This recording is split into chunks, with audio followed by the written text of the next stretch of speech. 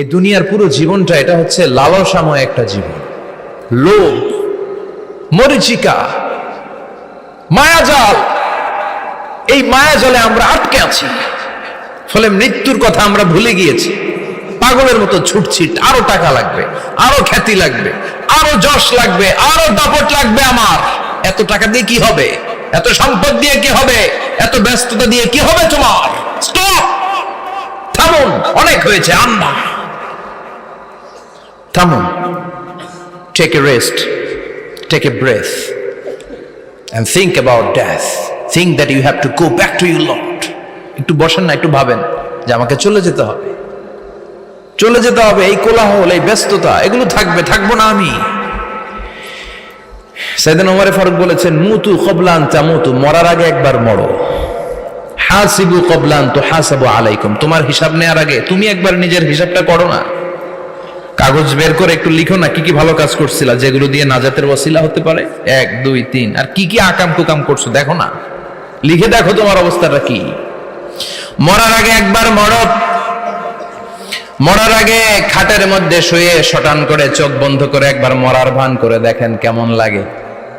চোখটা বন্ধ করেন আর ভাবেন আপনি নাই, কি কি হতে পারে ভাবেন। আপনার ছেলে মেয়েরা কান্না জুড়ে দিবে, আপনার প্রাণের স্ত্রী বিলাপ শুরু করে দিবে, বন্ধু বান্ধবের চিৎকার আর মাতম, স্থানীয় এলাকার মসজিদে ঘোষণা, অমুক এলাকার নিবাসী অমুক ভাই অমুকের ছেলে অমুক দুনিয়ায় নাই। সব আত্মীয়রা চলে আসবে, ফেসবুকে স্ট্যাটাস দেয়া হবে, সবাই সবাইকে জানাবে বিকাল 4টায় অমুক হাই স্কুল ময়দানে আপনার জানাজা। ছুটে আসবে, সবাই ছুটে আসবে আপনাকে শেষ বিদায় দিতে, গুড বাই জানানোর জন্য, আল ওয়াদা, বিদায় জানাতে আসবে সবাই। 4 তাকবীর দিয়ে আপনার জানাজা হবে, অশ্রুসিক্ত জানাজায় আপনার বিদায় হবে। কাঠের খাটিয়ার মধ্যে করে কাঁধে তুলে আপনারে কবরে নেওয়া হবে, আগে থেকে খুঁড়ে রাখা কবরটার মধ্যে আপনারে বিছিয়ে দেয়া হবে। বাঁশের কচি দিয়ে তার উপরে মাটির চাপা দিয়ে সব চলে যাবে। ভাবেন না একবার চোখ বন্ধ করে, this is the circle of life, this is the nature of life. এটা সবার হবে, আমার হবে, আপনার হবে। এত মায়া, এত ভালোবাসা কই যাবে? কেউ থাকবে না, সবাই আপনার অন্ধকার কবরে রেখে দিয়ে চলে আসবে। উপরে বাঁশের কঞ্চি, তার উপরে মাটির চাপা, অন্ধকার আর অন্ধকার। এই অন্ধকার যেন শেষ হতে চায় না, শুধুই অন্ধকার, ঠিক কিনা? এজন্য আমাদের চলে যেতে হবে। দাদা গেল, চাচা গেল, মামা গেল, আমাদেরকেও যেতে হবে, জোরে কোন ঠিক কিনা? একদিন মাটির ভেতরে হবে ঘরে মন আমার, কেন বন্ধ দালান ঘর, প্রাণ পাখি উড়ে যাবে পিঞ্জর ছেড়ে।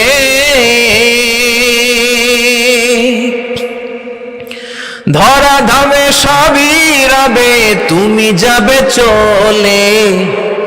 বন্ধু বান্ধব যত, মাতা পিতা যারা সুত, সবই হবে তোমার পরে। মন আমার কেন বন্ধ দালান ঘর, একদিন মাটির ভেতরে হবে ঘরে মন আমার, কেন বন্ধ দালান ঘর, ঠিক কিনা? সব পরে থাকবে, চলে যেতে হবে আমাদেরকে। এজন্য আখিরাতের কথা যেন আমাদের স্মরণ হয়। বিশ্বনবী বলতেন, নাহাইতুকুম আন জিয়ারাতিল কুবুর, আমি তোমাদেরকে কবর জিয়ারত করতে আগে নিষেধ করতাম, কিন্তু এখন নিষেধাজ্ঞা প্রত্যাহার করে নিলাম। এখন সব সময় তোমরা কবরের সামনে যাবা আর জিয়ারত করবা। কবরস্থানে জানতো বড়ুয়া কৃষ্ণপুরের এই গ্রামের কবরস্থান আছে? কোন দিকে? পূর্ব দিকে আছে, গোখরার জলের ওদিকে। যান আপনারা, একটু যাবেন, একটু গেলে আখিরাতের কথাটা স্মরণ হবে। ওখানে ছোট শিশুরা শুয়ে আছে, কিশোর যুবকরা আছে, আপনার মতো তাগড়া যুবক মুরব্বীরা আছে। এরা এই এলাকায় থাকতো, এরা আকাশ থেকে নেমে আসে না, এই এলাকার সন্তান, আজ নাই।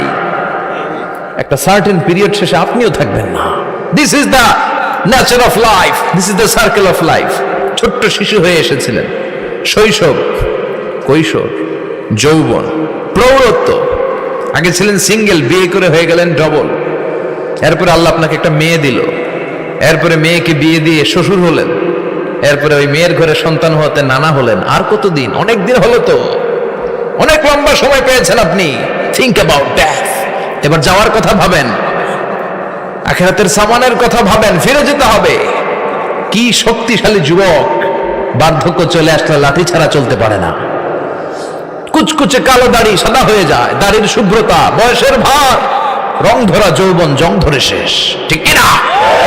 This is the circle of life. যুবক ভাইরা, এটাই জীবন, চলে যেতে হবে, কেউ থাকতে পারবে না, ঠিক কিনা? এটা রিমাইন্ডার আল্লাহ এই সূরার ভেতরে দিয়েছেন যে তোমাদেরকে ফিরে যেতে হবে, এই লোভ লালসা ছেড়ে দাও। রব্বুল আলামিন বলেন, আলহাকুমুত তাকাসুর হাত্তা যুরতুমুল মাকাবির। ও গোলাম, দুনিয়ার সম্পদ, লোভ লালসা তোদেরকে পাগল বানিয়ে দিয়েছে। এই লোভ পাগলামি কোনোদিন তোদের থামবে না যতদিন না তোরা কবরে ঢুকবি, ঠিক কিনা? কার কথা? আল্লাহ বললেন, দুনিয়ার সম্পদ আর লোভ আর মোহে তোমরা গাফেল হয়ে গিয়েছো। আখিরাতের কথা বেমালুম তোমরা ভুলে গিয়েছো, কিন্তু আখিরাতে তোমাদের যেতেই হবে, কবরের বাড়িতে তোমাদের ঢুকতেই হবে, ঠিক কিনা? যেতেই হবে, আমরা ভুলে যাই। আলহাকুমুত তাকাসুর, অতিরিক্ত পাওয়ার লোভ, বেশি বেশি খাওয়ার লোভ, বেশি বেশি জমানোর লোভ মানুষকে গাফেল বানিয়ে দিয়েছে। এটা মানুষের স্বভাব, আরো চাই আরো চাই, এই স্বভাবটা আছে না নাই? দেখবেন ছোট বাচ্চারা মসজিদের দোয়া অনুষ্ঠান শেষে জিলাপি দেয় না? বড় কৃষ্ণপুর কি দেয়? আগে বাতাসা দিত না, এখন কি দেয়? জিলাপি দেয়, মিষ্টি দেয়। তো মসজিদের 2-3 গেট থেকে যদি দেয়, ছোট বাচ্চারা দেখবেন এদিক দিয়ে কয়েকটা নিয়ে আবার ওই গেটে লাইন ধরে। ওর হাত হলো ছোট হাত, ওর হাত ভর্তি জিলাপি, আর নেওয়ার জায়গা না, এরপর আরেক জায়গায় লাইন ধরছে, আরো লাগবে আরো লাগবে, এই আরো আরো আরো চাই, এই স্বভাবটাই মানুষকে কুড়ে কুড়ে শেষ করে দিয়েছে। এত লাগবে কেন তোমার? চাহিদার কোনো শেষ নাই, unlimited demand of human being. যার আছে বেশি তার চাই বেশি, যার সাইকেল আছে তার হুন্ডা চাই, হুন্ডা আছে তো প্রাইভেট কার চাই, প্রাইভেট কার আছে তো প্লেন চাই, প্লেন আছে তো হেলিকপ্টার চাই, হেলিকপ্টার আছে তো ওইটা চাই, ওইটা আছে তো সেটা চাই, ঠিক কিনা? এলাকার মেম্বার যে হয়েছে চেয়ারম্যান হতে চায়, আছে না নাই? চেয়ারম্যান সাহেব এমপি হতে চায়, আছে না নাই? এমপি সাহেব মন্ত্রী হতে চায়, আছে না নাই? মন্ত্রী সাহেব প্রধানমন্ত্রী হতে চায়, আছে না নাই? কিন্তু এই দেশে সুযোগ নাই, কথা কন। এই দেশে প্রধানমন্ত্রী সিলেক্টেড, 2-3 জনের বাইরে কেউ প্রধানমন্ত্রী হতে পারবি না, ঠিক কিনা? আমার এই জীবনে তো আমি 2-3 জনই দেখলাম। বেগম খালেদা জিয়া, মাননীয় প্রধানমন্ত্রী শেখ হাসিনার ছোট্টবেলা দেখেছি এরশাদকে, আমরা তখন ছোট। তো মানুষের চাহিদার কোনো শেষ নাই, যার আছে বেশি তার চাই বেশি। এজন্য বিষ্ণু বলেছেন, উনজুরু ইলা মান হুয়া আসফালা মিন, তোমার চেয়ে যে খারাপ আছে ওর দিকে তাকাও। ওয়ালা তানজুর মান হুয়া আ'লা মিন, তোমার চেয়ে যে ভালো আছে ওর দিকে তাকাও না, তোমার চেয়ে যে খারাপ অবস্থানে আছে ওর দিকে তাকাও। অনেকে নিজের অবস্থান নিয়ে সুখী না, এরকম আছে না নাই? আল্লাহ আমার এটা দিল না রে, ওইটা দিল না রে, পাইলাম না রে, কিচ্ছু হয় না, কি করব জীবনে, হতাশ। আসলে আছে কিন্তু অনেক, কিন্তু শুকরিয়া নাই, ডাকাত, ঠিক কিনা?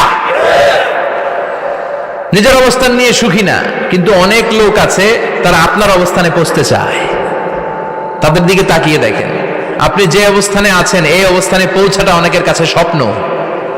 তারা প্রতিনিয়ত সংগ্রাম আর স্ট্রাগল করে যাচ্ছে আপনার অবস্থানে পৌঁছতে, আর আপনি এটা নিয়ে সন্তুষ্ট না। শেখ সাদির নাম শুনেছেন?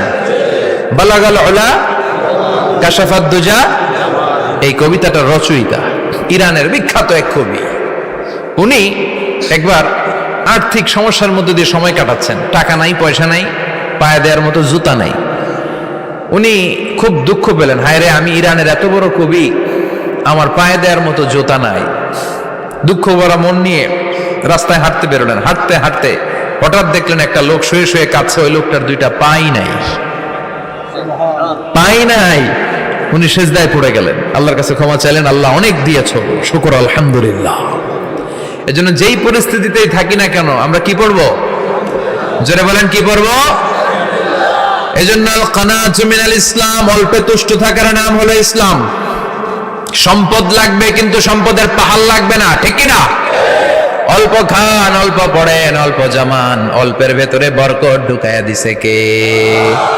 দেখবেন যাদের সম্পদ অল্প তারা সুখী বেশি, জরিপে এটা দেখা গিয়েছে, অনেক সার্ভেতে এটা এসেছে, যারা সম্পদশালী এরা দুঃখী বেশি, এদের দুঃখ বেশি, টেনশন বেশি। খুব স্বাভাবিক, টাকা যার বেশি রোগ তার বেশি, টাকা যার বেশি টেনশন তার বেশি, টাকা যার বেশি ঘরে শান্তি তার কম। আছে না নাই? ঘরের ভেতরে অশান্তি, ছেলে কথা শোনে না, ছেলে টানে গাঞ্জা, মেয়ে করে পরকিয়া। আছে না নাই? স্ত্রী কথা শুনে না, ভালোবাসা নাই, ঘরটা জাহান্নামের টুকরা। রোগ বালাই, এক একটা হসপিটাল বিল পরিশোধ করতে মাসে 5 লাখ 10 লাখ। আছে না নাই? কিছু খেতে পারে না, ডাক্তার একেবারে ডায়েট মেনু বেঁধে দিয়েছে। ডায়েট, ভেরি ডায়েট মেনু, এটা এটা এটা এটা কিছুই খাবেন না, শুধু গরু খাবেন না, খাসি খাবেন না, চিংড়ি খাবেন না, খালি ঘাস খাবেন, ইচ্ছে মতো ঘাস খাবেন, মানে ঘাস জাতীয় যত আইটেম আছে সব খাবেন, শাক খাবেন, সবজি খাবেন, সালাদ খাবেন। গরু, চিংড়ি, মুরগি, গোশত, ইলিশ কিছু খেতে পারে না। তাহলে রোগ বেশি, খাওয়ার মজা নাই, ঘরে সাংসারিক শান্তি নাই, খালি ব্যারাম আর ব্যারাম। ঠিক কিনা? কিন্তু সম্পদের পাহাড় গড়েছে।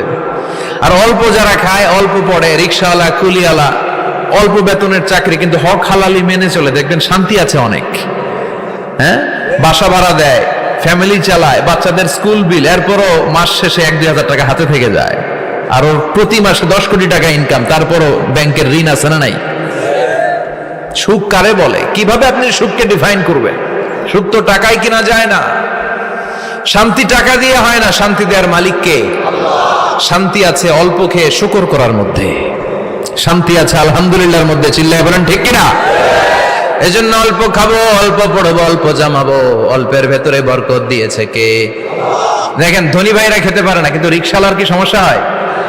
রিক্সাওয়ালারা সব খেতে পারে, কুলিওয়ালা, দিন মজুর, এরা একেবারে স্লিম সুঠাম দেহি, মেদহীন পেট, পেটে কোনো মেদ নাই, ভুড়ি নাই।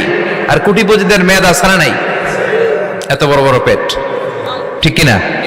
আমাদেরও পেট আছে, তবে হালাল পেট, এটা হারাম টাকা দিয়ে এই ভুড়ি বানাই নাই আমরা। ছেলে বলেন ঠিক কিনা? রিক্সাওয়ালা, কুলিওয়ালা নিজেও নামাজ পড়ে, বউও নামাজ পড়ে, বাচ্চাটাও নামাজ পড়ে, রিক্সা চালায় আর জিকির করে লা ইলাহা